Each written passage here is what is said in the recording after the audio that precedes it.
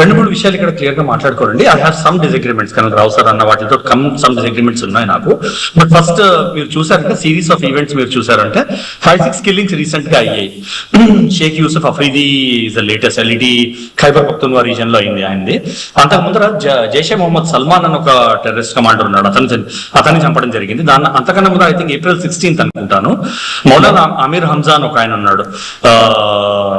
ఆయన LET cadre, మళ్ళీ once again leadership cadre, LET leadership cadre లోంచి ఆయన నుంచి వాడిని చంపడం అయింది.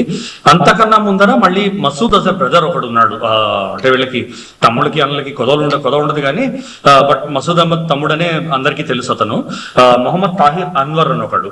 అంతకు ముందర అబు కతల్ అని ఒక మేజర్ టెర్రరిస్ట్. వీళ్ళందరినీ చంపడం జరిగింది. వీళ్ళు మేజర్ క్యాడర్స్. వీళ్ళందరి నేమ్స్ ఎందుకు వస్తాయంటే వాళ్ళ involvement in not just terror activities but international terror incidents and international terrorist. వీటిలో ఉండడం వల్ల వీళ్ళందరి పేర్లు బయటకు వస్తాయి. మీరు చూసారంటే మౌలానా ఆమిర్ హంజా ఇంకా Sheikh Yusuf Afridi, I disagree that they are not close. There are multiple reports. వాళ్ళు హాఫిజ్ సయీద్ తో చాలా క్లోజ్ గా మూవ్ అయ్యారని, స్పెషల్లీ ఆమిర్ హంజా.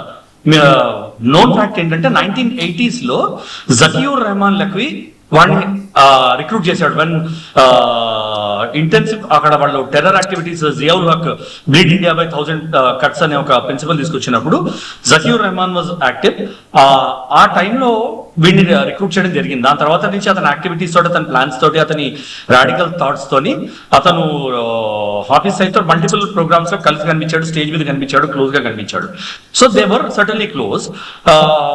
వాళ్ళ యూటిలిటీ అయిపోయిందా, వాళ్ళని వీళ్ళే చంపించారని for another debate, but I disagree అండి.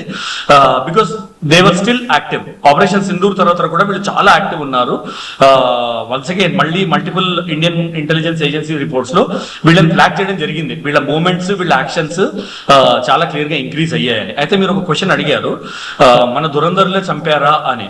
దట్ ఈస్ వన్ మీరు ఆలోచించాలి. రెండోది మోస్ట్ ఇంపార్టెంట్ ఫ్యాక్టర్ ఏంటంటే of late last 1.5-2 years, maybe 3 years ఈ మన